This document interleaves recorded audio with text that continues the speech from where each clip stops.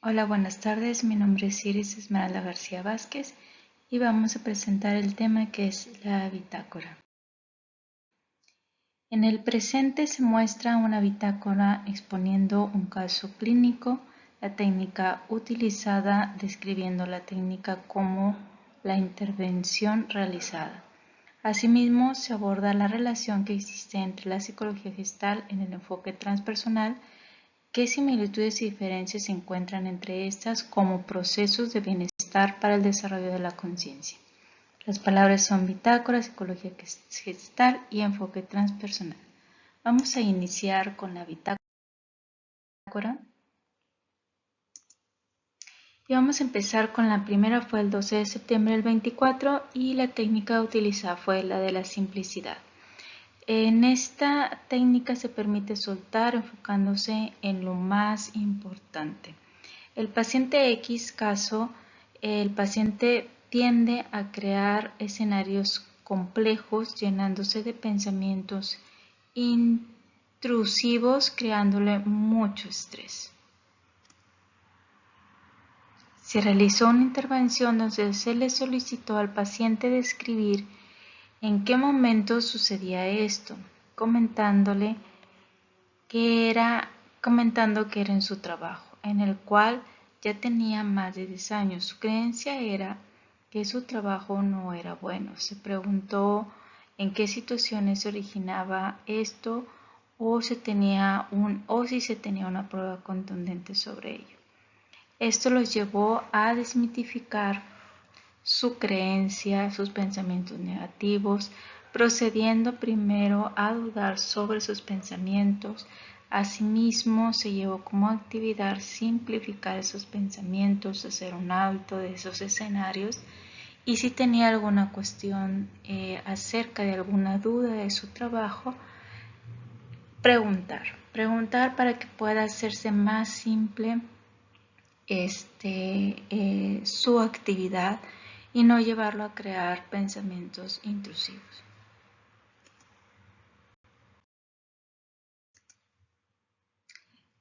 En 18 de septiembre del presente año vamos a ver la técnica de atención plena, que consiste en estar presente de lo que sucede, es decir, consciente de los actos realizados en sí mismo como con su entorno.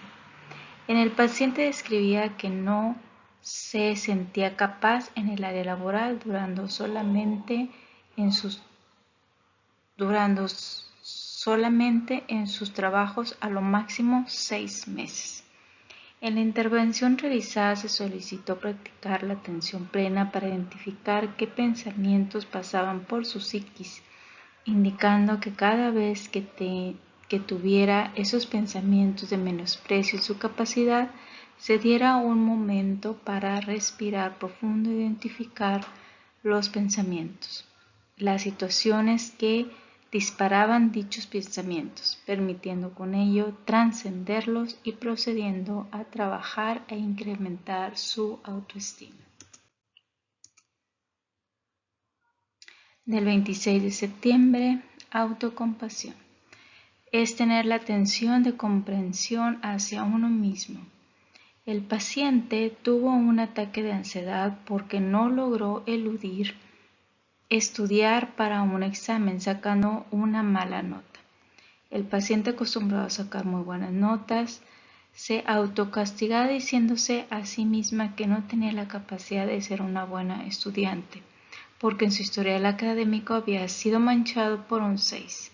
Se trabajó la técnica de autocompasión para cultivar la empatía hacia sí mismo, para la comprensión que una mala nota no lo define como ser humano, ajustando con ello su nivel de autoestima, reduciendo el estrés, guiándolo a disfrutar el estudio de la escuela.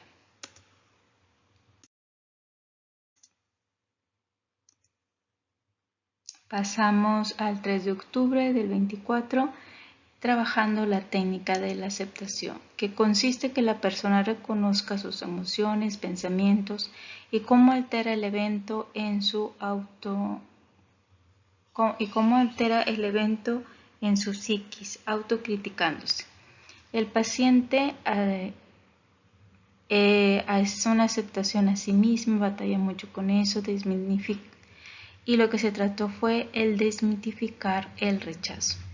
Se realizó la intervención donde se solicitó al paciente que relatara todas las experiencias en las cuales se sintió rechazado, identificando sus pensamientos, integrando la experiencia, desmitificando que en ninguna experiencia la cual consideraba que sufrió rechazo había alguna connotación sobre el rechazo, profundizando que el rechazo era de sí misma, permitiendo la aceptación, trabajar con ello hacia ella misma, incrementando su capacidad, su autoestima de que no es rechazada, sino simplemente es ella misma la que se está generando dicho sentimiento.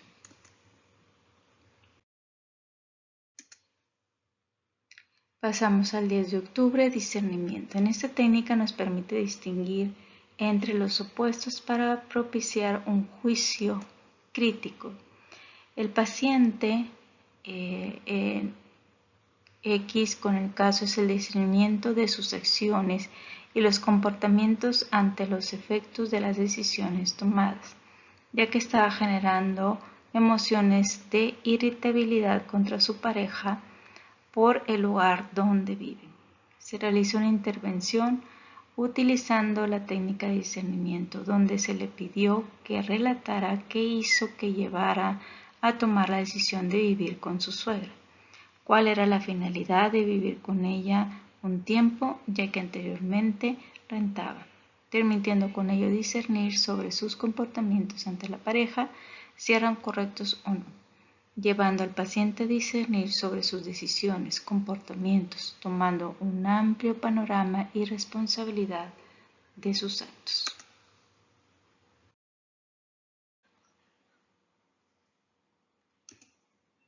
Gratitud es llevar al paciente a considerar todo lo que tiene actualmente, reenfocando su visión hacia el agradecimiento con lo que sí cuenta. El paciente piensa que la vida ha sido injusta con él. En el trabajo realizado en la intervención fue enfocándose en la gratitud, exponiendo por qué siente que la vida ha sido injusta, solicitando un relato que lo llevara a determinar la injusticia de su persona, llevando a la reflexión, meditación de la temporalidad de existencia en la vida, refocándose en lo que tiene en el momento presente, llevando con ello a la liberación de las expectativas, solicitando que cada mañana diera gracias por todo lo que tiene en la vida. Del 24 de octubre, ecuanimidad. Nos permite la ecuanimidad ante tener un equilibrio ante la vida y tomar una actitud de ánimo estable. El paciente se enojaba porque no le gustaban los cambios en ningún momento. Se realizó una intervención en el cual se profundizó acerca de por qué no le gustaban los cambios y se le solicitó trabajar en la meditar, que la vida es un constante cambio, al igual se profundizó en su infancia para tener por qué motivo tiene esos rechazos ante los cambios. Se le solicitó practicar yoga, el cual ayuda bastante para poder tener esa adaptabilidad, esa acción meditativa, lo cual le pudiera tener una perspectiva más amplia ecuánimamente.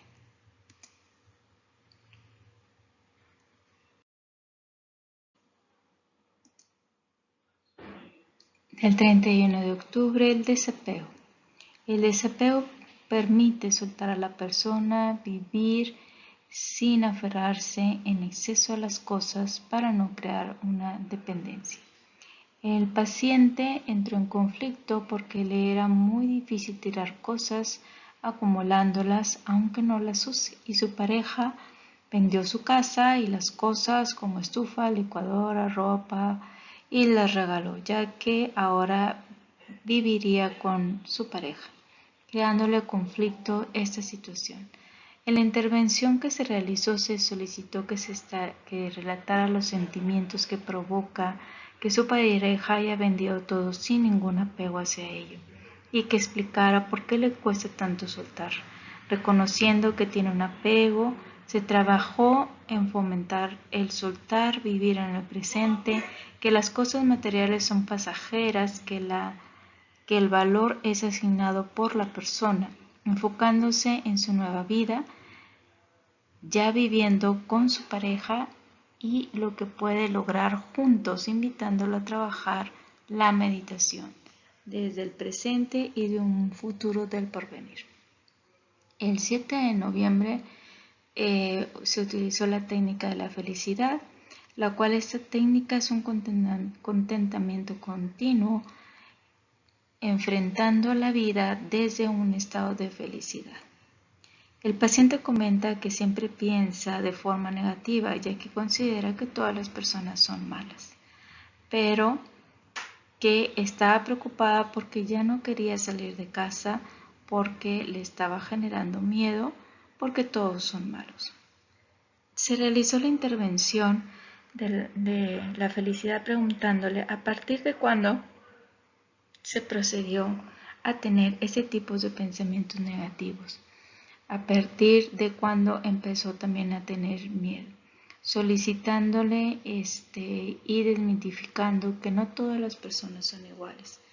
Al igual se solicitó que practicara la yoga, la meditación y la atención para enfocándose hacia las cosas positivas de la vida.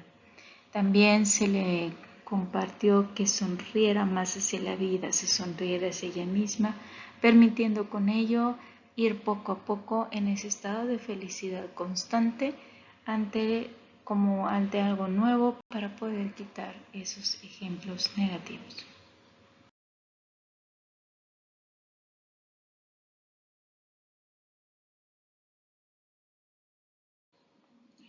Ahora vamos a ver las solicitudes y diferencias de la psicología gestal y la psicología transpersonal. En las similitudes tenemos que el fenómeno se ve desde la parte subjetiva, es decir, desde el sujeto.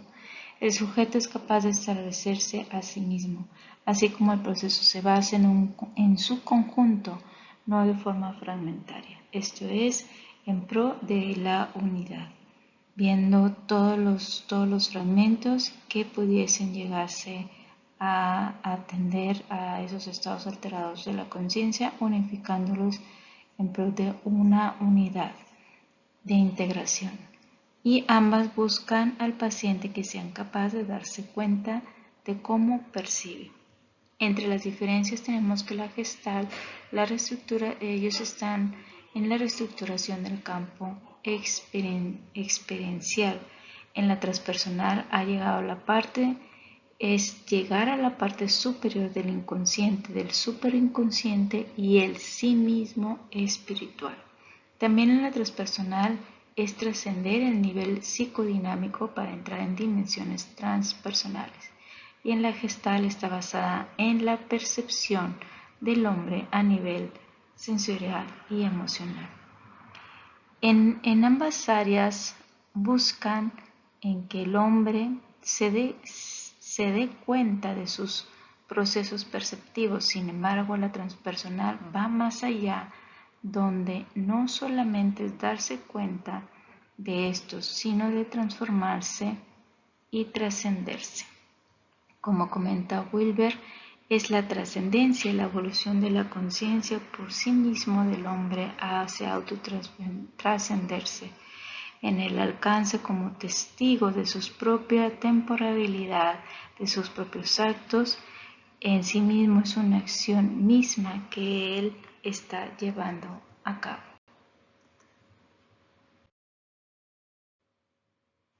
Como conclusión podemos decir que la psicología gestal y la psicología transpersonal observan el fenómeno bajo la experiencia del sujeto, llevando con ello a estudiarlo y objetivarlo. A experiencias conscientes no flota libremente en un océano de procesos inconscientes funcionalmente aislados, sino que constantemente fluyen y es afluenciada por numerosos procesos inconscientes. Elbert, 2002, página 118. Y en el enfoque transpersonal invita al conocimiento del mundo exterior, así como el interior, trascendiendo a niveles superiores, como diría Sayoli en 1998, alcanzando la liberación de la conciencia de lo superfluo, donde el espíritu del hombre, la verdad, fluye en una armonía con lo más supremo. Les agradezco mucho por estar viendo esta presentación. Gracias. Hasta luego.